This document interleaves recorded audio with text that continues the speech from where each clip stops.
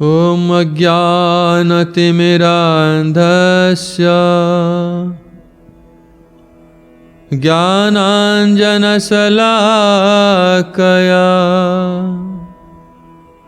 चक्षुरुन्मीलितं येन तस्मै श्रीगुरवे नमः। गुरवे गौरचन्द्राय राधिकायैस्तदालये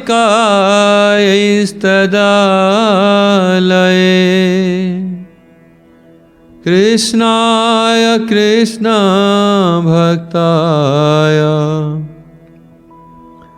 तद्भक्ताय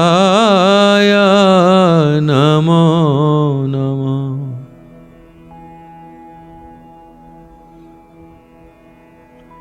श्रीमद् भगवद गीता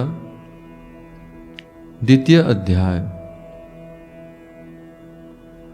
श्लोक नंबर 6, 7, 8, 9 आज हम श्रवण करेंगे। अर्जुन कह रहे हैं, न चैतद विद्मः कतरन्न गरियो यद वा जयेम यदि वा नो जयेयु यानेव हत्वा नहि जिजीविषामस्तेव स्थितः प्रमुखे धार्तराष्ट्रः। कार्पण्यदोषोपहतस्वभावः पृच्छामि त्वां धर्मसम्मूढचेतः यश्रेयं शान्निश्चितं ब्रूहि तन्मे शिष्यस्तेऽहं साधिमां त्वां प्रपन्नम्। न हि प्रपश्यामि ममापनुद्यात् यशोकम् उच्छोषणम् इन्द्रियाणाम् अवाप्य भूमावसपत्न्यं रिद्धं राज्यं सुराणाम् अपि चाधिपत्यम्। ये अर्जुन कह रहे हैं कृष्ण को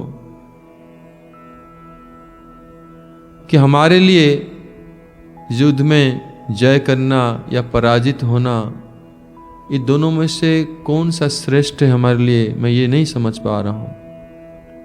क्योंकि जिन धृतराष्ट्र के पक्ष के योद्धाओं को वध करने के कारण हम शोक प्रकट कर रहे हैं कि उनके कारण हम युद्ध करके हम जीवित ही नहीं रहना चाहते हैं उनको वध करके, लेकिन आश्चर्य बात यह है कि वो लोग हमारे विपक्ष में युद्ध करने के लिए खड़े हैं।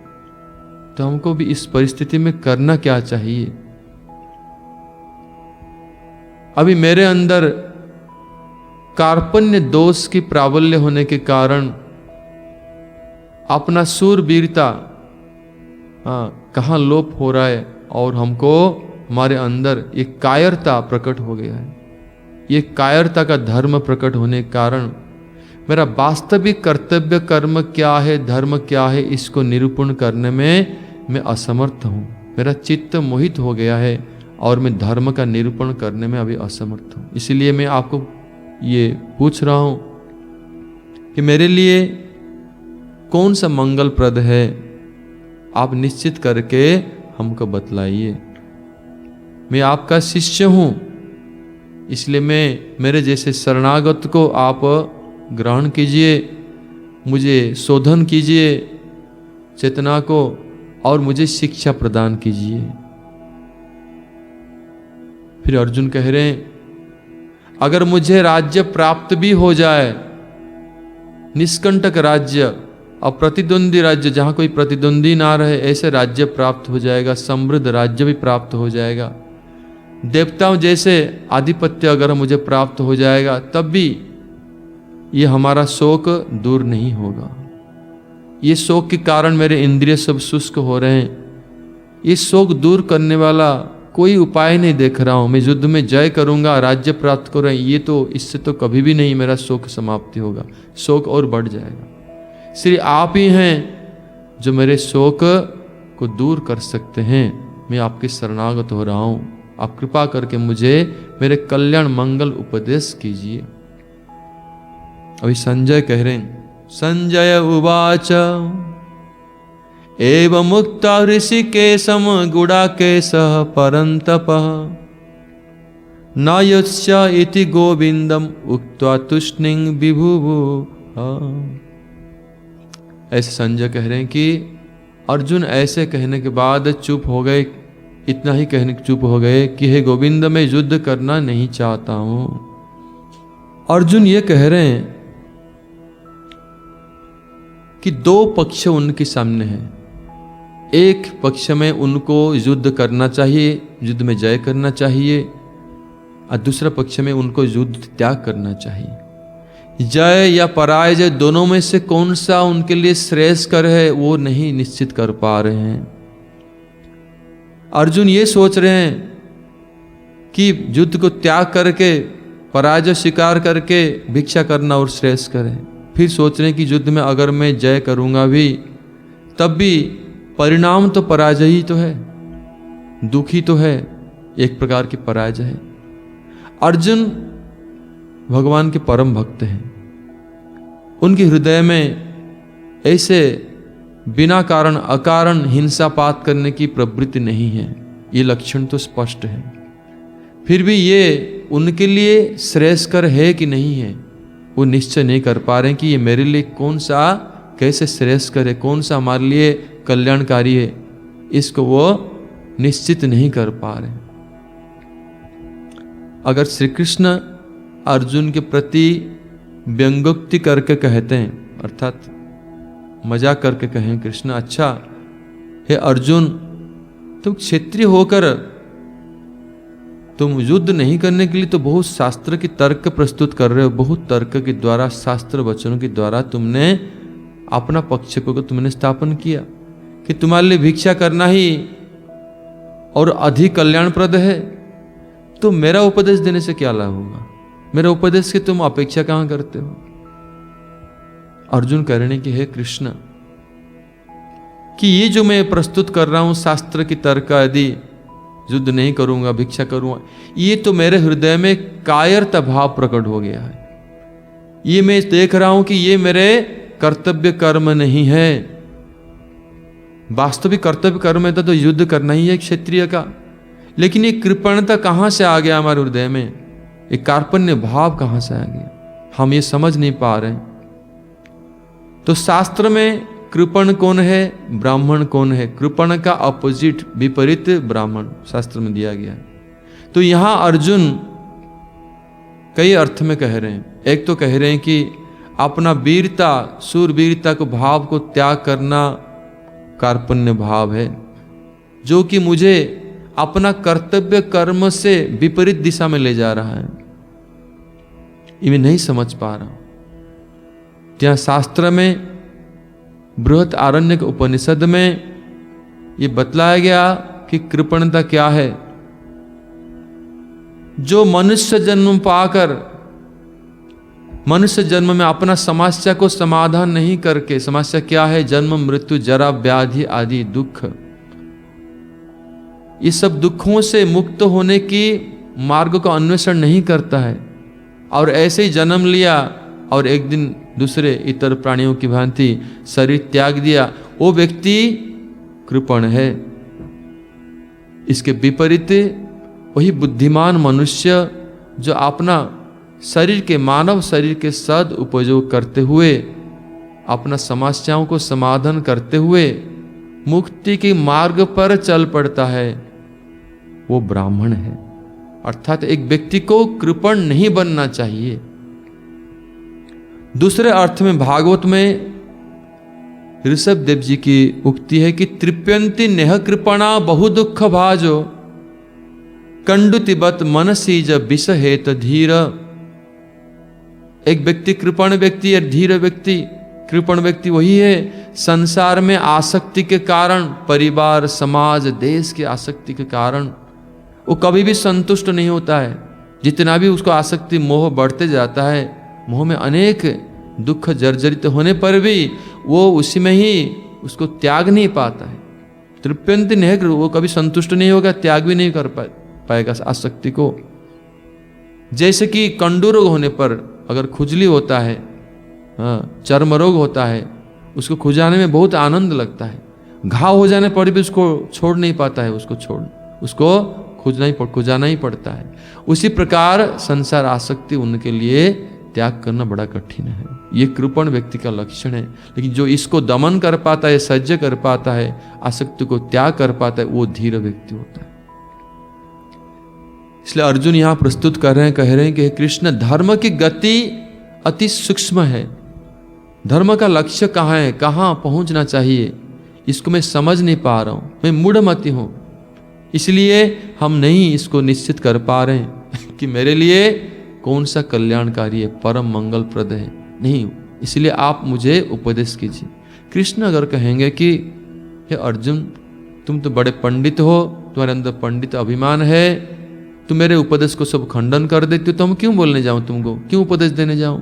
तो अर्जुन कह रहे कि नहीं कृष्ण, अभी मैं अपना संबंध, मित्रवत जो संबंध में बात कर रहा था, मित्र होकर मैं अभी इसको त्याग देता हूं।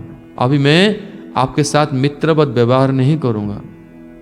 आप ही मेरे गुरु हैं, मैं आपको शिष्य के रूप में आपके चरण में मैं प्रपन्न होता हूँ। शिष्यस्ते हम साधिमाम त्वाम प्रपन्नम, मैं आपके चरण में शरणागत रहता हूँ। इसलिए आप शरणागत मान करके मुझे शोधन कीजिए, मेरा दोष को दूर को दिए, आपकी शासन के द्वारा, वाणी के द्वारा उसको खंडन कीजिए, शोधन कीजिए मुझे, अब मुझे शिक्षा प्रदान कीजिए। अभी मैं आपके वाक्यों को, उपदेशों को खंडन नहीं करूंगा, पूर्ण रूप में शिरोधार्य करते हुए ग्रहण करूंगा। अगर कृष्ण कहें कि हे अर्जुन, मेरे प्रति तो तुम्हारा गौरव भाव नहीं है, तो मुझे उतना सम्मान मर्यादा नहीं देते। तो गौरव भाव माने प्रभु ज्ञान करना, जिसको हम आगे नतमस्तक होकर के उनकी वाणी को स्वीकार करते हैं, वो गौरव भाव है। तुम्हारे अंदर तो मेरे प्रति गौरव भाव नहीं है, इससे तुम तो सखा भाव में हमारे साथ है। इससे अच्छा होगा जिसके प्रति तुम्हारा गौरव भाव है, जैसे पितामह भीष्म है, कृष्ण द्वैपायन व्यासदेव जी, तो उनके पर जाओ, उनके शरणापन्न हो, उनसे उपदेश ग्रहण करो। अर्जुन कह रहे नहीं प्रपश्यामि, अर्जुन कह रहे हैं नहीं प्रपश्यामि ममापनुद्याद, अर्थात ये त्रिलोक में आपको छोड़ करके और कोई योग्य व्यक्ति में नहीं देख रहा हूं, मैं जानता भी नहीं किसी को। और व्यासदेव होंगे देवता के गुरु और बड़े बड़े लोग हैं, लेकिन मैं उन लोग को नहीं जानता हूं। मैं आपके अतिरिक्त ये त्रिजगत में और किसी को नहीं देख रहा हूं जो कि मेरे शोक दूर करने में समर्थ है।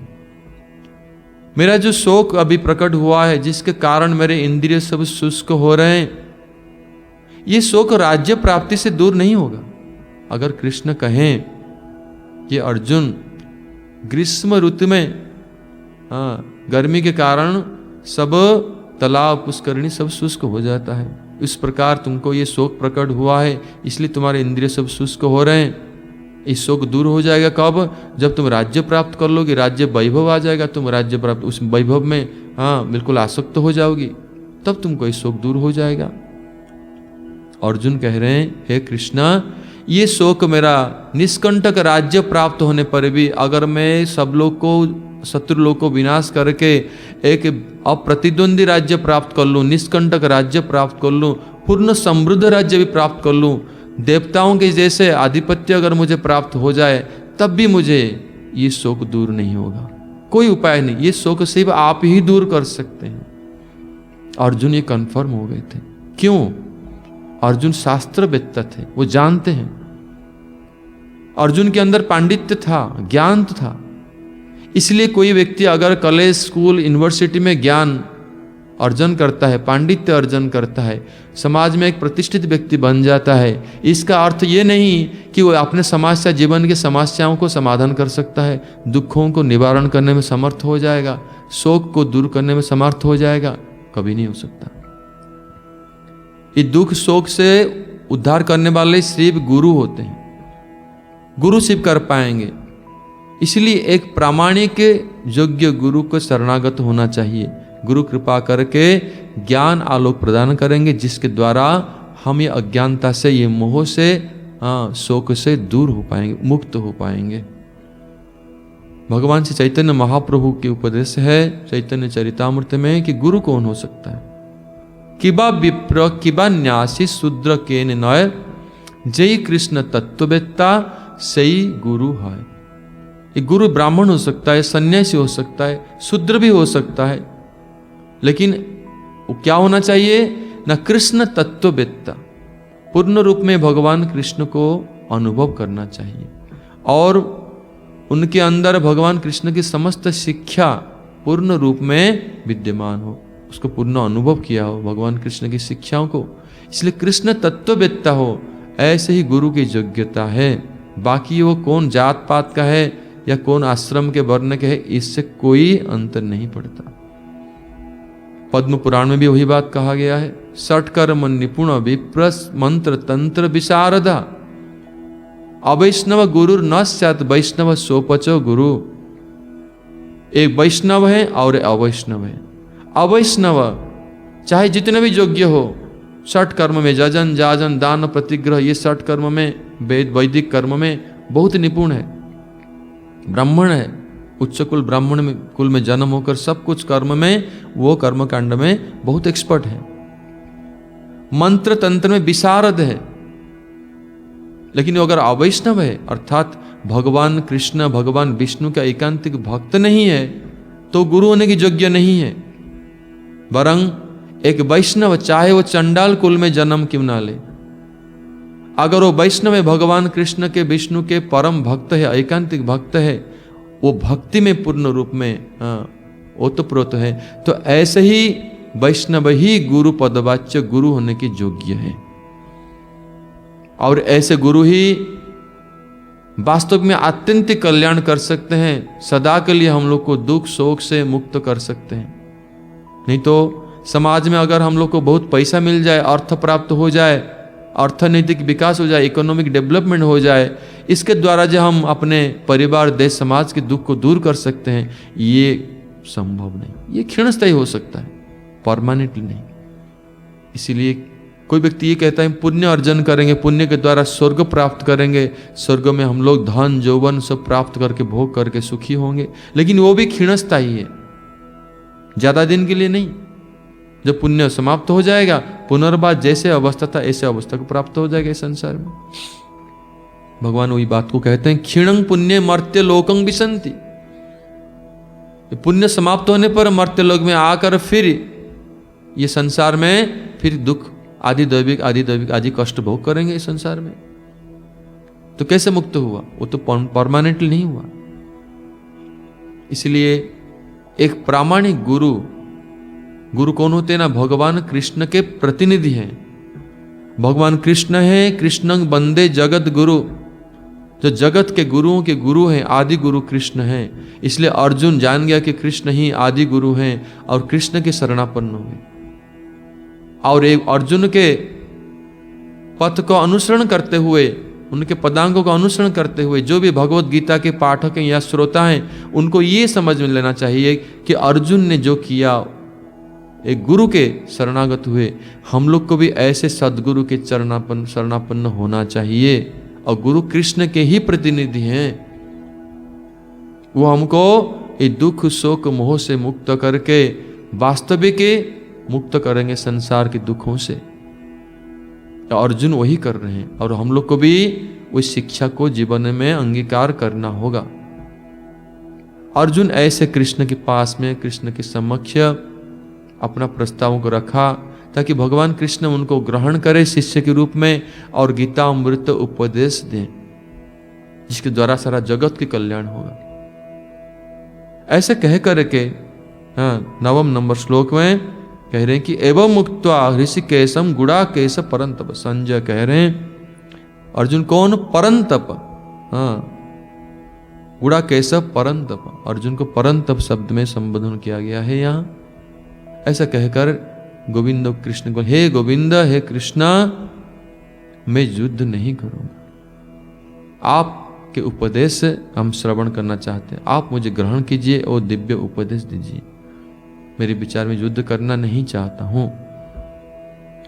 ऐसे जब अर्जुन ने कहा धृतराष्ट्र खूब खुश हो गए, आनंदित हो गए कि फाइनली अर्जुन युद्ध को त्याग करके अभी संन्यास ग्रहण करेंगे।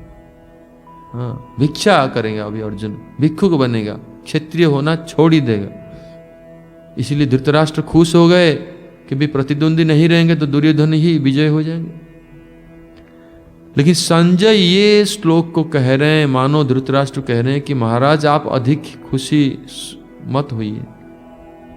अभी विचार कीजिए, कौन अर्जुन है? परंतप है, गुड़ाकेश परंतप, जो अपनी इंद्रियों को जय किए हुए हैं और वो समस्त शत्रुओं की पर भारी हैं, शत्रुओं को जय करने वाले परंतप हैं। अभी तो वो शोक मोहग्रस्त हो गए, इसलिए ऐसे बोल रहे हैं।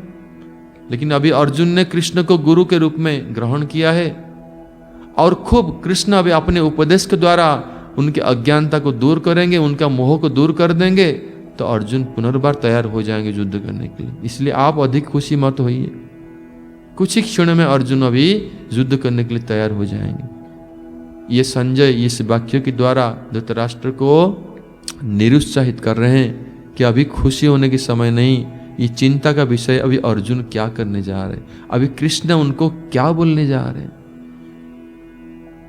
इसलिए हम लोग ये शिक्षा लाभ किया किस प्रकार सदगुरु के चरण में शरणापन्न होना चाहिए, हमारे जीवन में आत्यंतिक कल्याण होगा। आगामी दिनों में हम लोग भगवद गीता के उपदेश, भगवान क्या कहेंगे, हम श्रवण करेंगे और श्रवण करके अपने जीवन को धन्य करेंगे। इन्हीं शब्दों के साथ आज के वक्तव्य को यहीं पे विराम देता हूं। जय ग्रंथराज श्रीमद् भगवद गीता की जय, कृष्णचंद्र भगवान की जय, रूपानुगाचार्य शिल गुरुदेव की जय, रूपानुग गौड़्य गुरु वर्ग की जय, समागत भक्त वृंद की जय, निताय गौर प्रेमानंदे हरि हरि वो। हरे कृष्ण कृष्ण कृष्ण हरे हरे, हरे राम राम राम हरे हरे।